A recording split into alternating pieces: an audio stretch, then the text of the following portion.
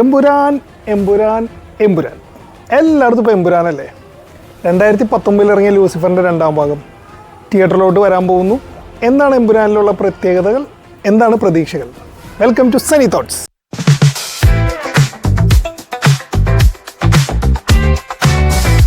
'19 Lucifer ഇറങ്ങുന്നത്. Lucifer വരുന്ന സമയത്തെന്ന് പറയുമ്പോൾ എന്നെ സംബന്ധിച്ച് ഞാൻ പൃഥ്വിരാജിൻ്റെ ഭയങ്കര ഫാനാണ്. അപ്പം എൻ്റെ കൂട്ടുകാർക്ക് പലർക്കും അറിയാം.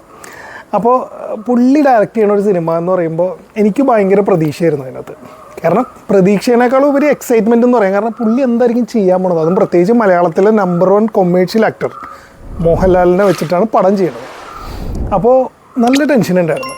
പിന്നെ മുരളി ഗോപിയുടെ സ്ക്രിപ്റ്റ്, മുരളി ഗോപി എന്ന് പറയുമ്പോൾ സൂപ്പർ സ്ക്രിപ്റ്റ് റൈറ്ററാണ്. പക്ഷേ ഈ ഓഡിയൻസായിട്ട് അധികം കമ്മ്യൂണിക്കേറ്റ് ചെയ്യണ ഒരു പടങ്ങളല്ല മുരളി ഗോപിയുടെ. കണ്ടറിയാൻ പറ്റും.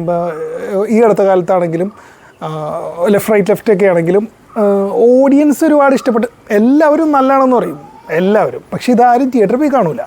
അപ്പോൾ പുള്ളിയായിട്ട് ഒരു പടവും അന്ന് എൻ്റെ പല ഫ്രണ്ട്സും എൻ്റെ അടുത്ത് പറഞ്ഞു, നിൻ്റെ രാജുവേട്ടനും മുരളിയേട്ടനും കൂടി ലാലേട്ടനെ ഔട്ടാക്കാൻ വേണ്ടി എടുക്കുന്ന പടമുള്ളതാണ് ലൂസിഫർ എന്ന് പറഞ്ഞ് എന്നെ കളിയാക്കുമായിരുന്നു.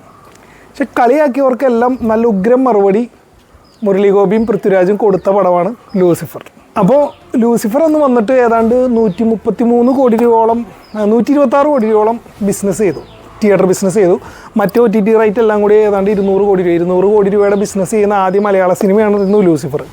അപ്പോൾ ലൂസിഫർ എന്ന് വന്ന് നമ്മളെല്ലാവരും ഭയങ്കരധികം തൃപ്തിപ്പെടുത്തി. അറിയാമല്ലോ, ലാലേട്ടനെ അടിപൊളിയായിട്ട് കാണിച്ചു. 45 മിനിറ്റ് പുള്ളിക്ക് സ്ക്രീൻ ടൈം ഉള്ള പടത്തിൽ എന്ന് പറഞ്ഞാൽ ആരെങ്കിലും വിശ്വസിക്കുക. ഏതാണ്ട് 3 മണിക്കൂർ അടുത്തുള്ള പടത്തിൽ 45 മിനിറ്റ് മാത്രമായിരുന്നു മോഹൻലാൽ ഏർപ്പെടുത്തലുണ്ടായിരുന്നത്. എങ്കിൽ പോലും നമുക്ക് ഒരു സ്ഥലത്തും പുള്ളീനെ മിസ് ചെയ്തിട്ടില്ല. കാരണം കാണിച്ചു കൂട്ടിയ സീനുകളെല്ലാം അമ്മാതിരി സീനിലാണ് പുള്ളീനെ കൊണ്ടുവന്നത്. ഈവൻ ആ കണ്ണ് പോലും ചുമത്തിയായിരുന്നു.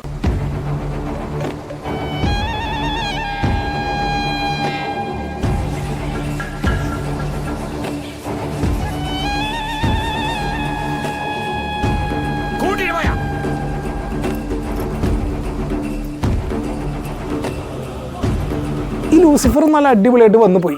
പക്ഷേ ലൂസിഫർ വന്ന അവസ്ഥയല്ല എമ്പുരാൻ. ഇപ്പോൾ എമ്പുരാൻ വരുമ്പോൾ എന്ന് പറഞ്ഞു കഴിഞ്ഞാൽ എല്ലാവരുടെ എക്സൈറ്റ്മെൻറ്റ് ഭയങ്കര കൂടുതലാണ്. ലൂസിഫർ വന്നപ്പോൾ ഉള്ളൊരു അവസ്ഥയേ അല്ല എമ്പുരാൻ വരുമ്പോൾ. അപ്പോൾ എമ്പുരാനിലേക്ക് വരുമ്പോൾ ഇപ്പം നിലവിൽ പറഞ്ഞേക്കണമെന്ന് പറഞ്ഞു കഴിഞ്ഞാൽ എമ്പുരാൻ എന്ന് പറഞ്ഞു കഴിഞ്ഞാൽ മലയാള സിനിമയിലെ ഏറ്റവും ബിഗ് ബഡ്ജറ്റുള്ള പടമാണെന്നാണ് പറയണത്. അതിൽ അഭിനയിച്ചേക്കണ അഭിമന്യു സിംഗ്, നമ്മുടെ സൂര്യവൻഷി, പിന്നെ കാർത്തിയുടെ തീരൻ, അതിലേക്ക് വില്ലനില്ലേ, പുള്ളിക്കാരൻ പടത്തിലുണ്ട്. പുള്ളിക്കാരൻ പറഞ്ഞതും ഈ 2025 ഇന്ത്യയിൽ ഇറങ്ങാൻ പോകുന്ന ഏറ്റവും ബിഗ് ബഡ്ജറ്റ് പടം എന്നാണ്.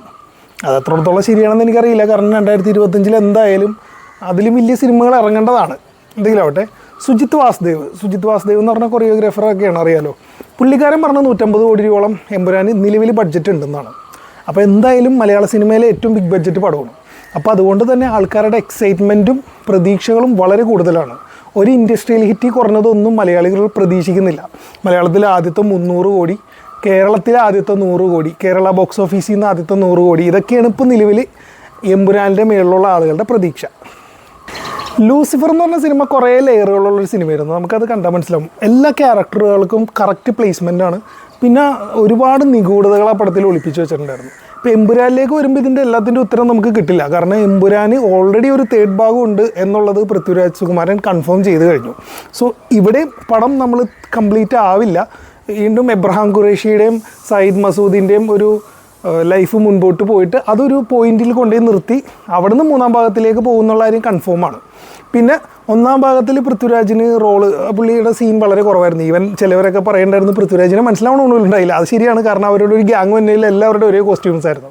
2ാം ഭാഗത്തിലേക്ക് വരുമ്പോൾ എന്തായാലും സയ്യിദ് മസൂദും എബ്രഹാം ഖുറേഷിയും തമ്മിലുള്ള സൗഹൃദം അല്ലെങ്കിൽ ആ ഒരു റിലേഷൻ എന്താണെന്നുള്ളത് നല്ല രീതിയിൽ വരും. ആ സയ്യിദ് മസൂദ് എന്നുള്ള ക്യാരക്ടറിന് നല്ല ഇമ്പോർട്ടൻസും വരും എന്നുള്ള കാര്യം കൺഫേമാണ്.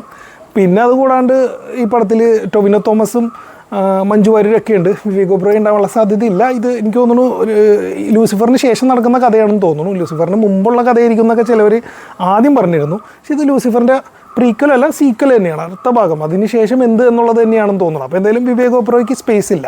പക്ഷേ എന്തായാലും നമ്മൾ പ്രതീക്ഷിക്കാത്ത വേറെയും നല്ല നല്ല കഥാപാത്രങ്ങൾ അല്ലെങ്കിൽ ക്യാമിയോസ് ഈ പടത്തിൽ ഉണ്ടാകും എന്നാണ് എൻ്റെ ഒരു ഗട്ട് ഫീലിംഗ്. എന്ത് തന്നെയാണെങ്കിലും നമുക്ക് ഉത്തരങ്ങളെല്ലാം കിട്ടാനുള്ള സമയമായിട്ടുണ്ട്. മാർച്ച് 27 പടം റിലീസാണ്. ഏകദേശം 400ഓളം ഫാൻ ഷോ ചാർട്ട് ചെയ്ത് കഴിഞ്ഞു. Bumper opening ഗ്യാരണ്ടീഡാണ്. ലിയോയാണ് ഇപ്പോൾ നിലവിലത്തെ കേരള ബോക്സ് ഓഫീസിലെ ഫസ്റ്റ് ഡേ കളക്ഷൻ. അത് എമ്പുരാൻ ബ്രേക്ക് ചെയ്യും എന്നാണ് പൊതുവേ ട്രേഡ് അനലിസ്റ്റുകളൊക്കെ പറയുന്നത്. അപ്പോൾ എന്തായാലും നമുക്ക് ആവേശത്തോടു കൂടി കാത്തിരിക്കാം. ഈ സിനിമയെ കുറിച്ചുള്ള നിങ്ങളുടെ പ്രതീക്ഷകൾ കമൻറ്റ് ചെയ്യുക, ലൈക്ക് ചെയ്യുക. ഈ വീഡിയോ ഇഷ്ടമായെങ്കിലും ഇഷ്ടമായില്ലെങ്കിലും സബ്സ്ക്രൈബ് എന്തായാലും ചെയ്യുക.